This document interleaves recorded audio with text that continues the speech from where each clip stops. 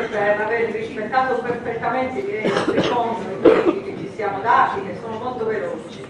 Adesso verrà a parlare per noi, a noi Lenia Ruggio, dottoressa, ricercatrice di diritto costituzionale e autrice di numerose pubblicazioni, tra cui alcune molto interessanti sul tema dell'identità e del rapporto tra identità e specialità. Lenia.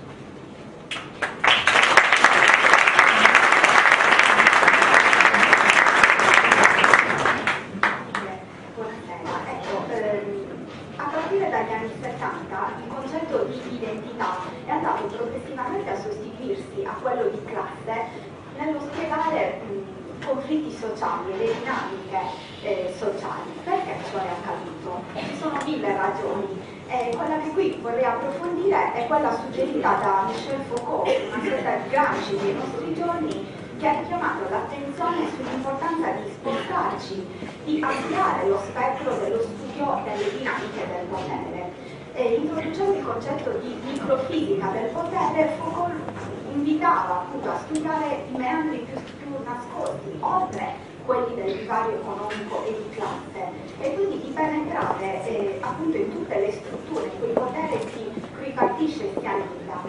Quindi in quest'ottica è diventato estremamente importante studiare come appartenere ad un gruppo, quindi l'identità come appartenenza ad un gruppo, appartenere ad un gruppo che possiede un discorso dominante diventa importante, può fare la differenza rispetto ad appartenere ad un gruppo che invece non produce dei discorsi dominanti e quindi risulta negletto. Questo quindi l'identità diventa un fattore per leggere tutte queste dinamiche di potere. Farò degli esempi, appunto, l'identità di genere, quindi il discorso patriarcale rispetto a quello sviluppato dalle donne, il discorso di chi ha un corpo sano rispetto a chi invece un corpo sano non ha, il discorso appunto di un'identità culturale o linguistica nazionale o comunque ampia rispetto alle identità culturali o linguistiche regionali e locali.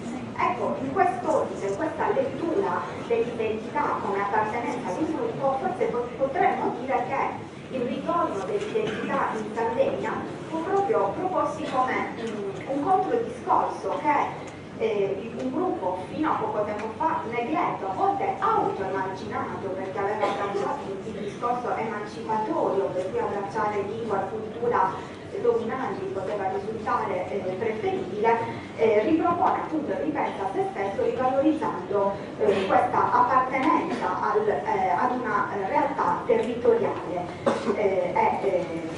e locale. Tra l'altro questa rivalutazione dei gruppi negletti può avere anche degli effetti civici molto importanti, come si è visto, aumentando il senso di appartenenza e di identità sarda, sono emerse anche tematiche non più solo ed esclusivamente tradizionali, ma molto attuali, quali l'importanza di tutelare l'ambiente. Oltre a questi effetti civici virtuosi, ci sono ovviamente anche dei rischi, appunto quello di escludere l'altro, di chiudersi, di chiudere l'identità soprattutto regionale o locale in se stessa. E per questo, e qui chiudo, direi che l'elemento che potremmo introdurre è quello di osservare che l'identità, una volta appunto che se ne è affermata la sua importanza, una volta che diventa un prisma per studiare dinamiche di potere, deve restare sempre un concetto relazionale, così come esistiamo noi con la nostra identità culturale, di genere, di corpo, di eterosessuale o piuttosto che omosessuale, esistono anche gli altri. E quindi il compito della politica, anche del diritto, diventa proprio questo, ed è oggi questo tentativo appunto di far coesistere insieme queste identità. Insomma, ci siamo noi, ma ci sono anche gli altri.